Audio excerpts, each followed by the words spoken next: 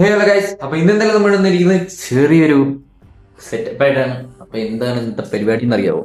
ഇന്നത്തെ പരിപാടി നമ്മൾ ചെയ്യാൻ പോകുന്നത്, എൻ്റെ ഈ റൂമിൽ ഒരു RGB ലൈറ്റും കൂടി പിടിപ്പിക്കണമെന്ന് എനിക്ക് നല്ലൊരു ആഗ്രഹം ഉണ്ടായിരുന്നു. പക്ഷെ അതിൻ്റെ കിട്ടിയിട്ടുണ്ട്. പക്ഷെ എങ്ങനെ ചെയ്യണമെന്ന് ഒരു ഐഡിയ ഇല്ല. ഇത് കണ്ടില്ല, എൻ്റെ റൂമിൽ ഇവിടെ ആയിട്ട് നമ്മളൊരു നിയോൺ ലൈറ്റ് ആണ് വെച്ചേക്കുന്നത്. പിന്നെ അവിടെ ഒരു RGB ലൈറ്റ് വെച്ചിട്ടുണ്ട്. അത് ഒത്തിരി കളറുണ്ട് കേട്ടോ, ഫുള്ള് മാറിക്കൊണ്ടിരിക്കുക. അപ്പം ഇതെല്ലാം ഓക്കെ. പക്ഷേ ഇവിടെ മാത്രമാണ് നമുക്ക് കുറച്ചും കൂടി സെറ്റ് ആക്കാനുള്ളത്.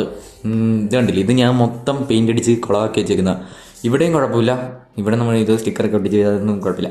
പിന്നെ ഇത് മാത്രമേ ഉള്ളൂ. അപ്പം ഇവിടെ എന്തെങ്കിലും നമുക്ക് അപ്പം ഇതാണ് നമ്മുടെ RGB ലൈറ്റ്. ഇതെന്തെങ്കിലും നമ്മുടെ അവിടെ പിടിപ്പിച്ചിരിക്കും. സോ എങ്ങനെയാകുമെന്ന് നമുക്കൊരു പിടുത്തില്ല. കുളമാകട്ടെ ഇല്ലെങ്കിൽ നല്ലതാകട്ടെ. അപ്പം ഇങ്ങനെ പ്രതീക്ഷിച്ച പോലെ അത്ര എളുപ്പ പണിയല്ല കേട്ടോ, നല്ല രീതിയിൽ പണിയെടുക്കണം. എന്തായാലും ഒട്ടിച്ച് എൻ്റെ കയ്യിലെല്ലാം പശയിട്ടുണ്ട് കേട്ടോ.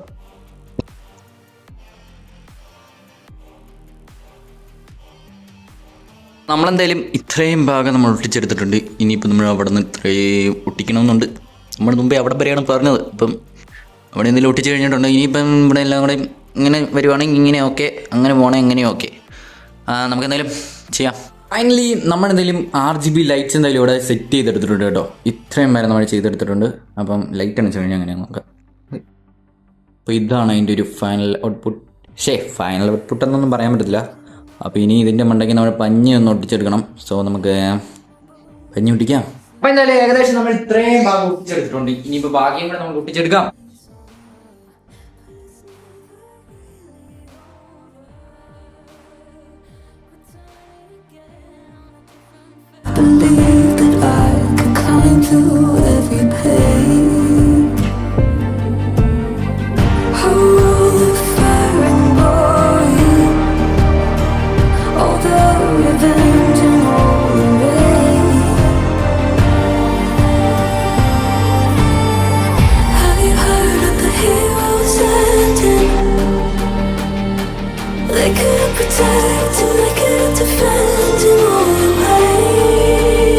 ഇന്നത്തെ വീഡിയോ ഇത്രേ ഉള്ളൂ. സോ വീഡിയോ ഇഷ്ടപ്പെട്ടെങ്കിൽ എല്ലാവരും ലൈക്ക് ചെയ്ത് സബ്സ്ക്രൈബ് ചെയ്യുക. പിന്നെ അടുത്ത ഇതുപോലെ നല്ല നല്ല വീഡിയോസ് വരാൻ വേണ്ടിയിട്ട് എൻ്റെ ചാനൽ ഒന്ന് സബ്സ്ക്രൈബ് ചെയ്ത് ബെല്ലൈക്കണൊക്കെ ഓൾ ഇട്ടോ. പിന്നെ ഇഷ്ടപ്പെട്ടെങ്കിൽ കമൻറ്റ് ചെയ്തോ, എങ്ങനെയുണ്ടെന്ന് പറയാം. ഹായ്.